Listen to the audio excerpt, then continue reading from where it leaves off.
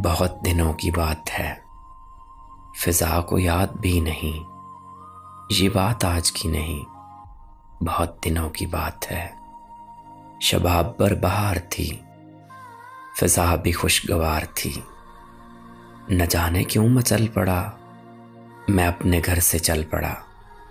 किसी ने मुझको रोक कर, तेरी अदा से टोक कर, कहा था लौट आइए, मेरी कसम न जाइए, न जाइए, न जाइए। मुझे मगर खबर न थी, माहौल पर नजर न थी। न जाने क्यों मचल पड़ा, मैं अपने घर से चल पड़ा। मैं चल पड़ा, मैं चल पड़ा।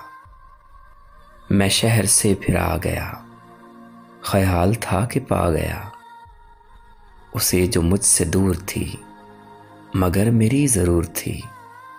और एक हसीन शाम को मैं चल पड़ा सलाम को।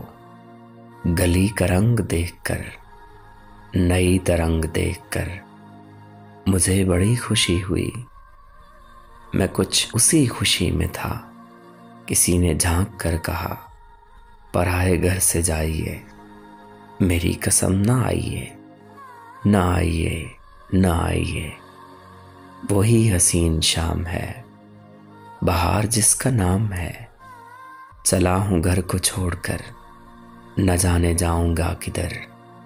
कोई नहीं जो टोक कर, कोई नहीं जो रोक कर, कहे कि लौट आइए, मेरी कसम न जाइए।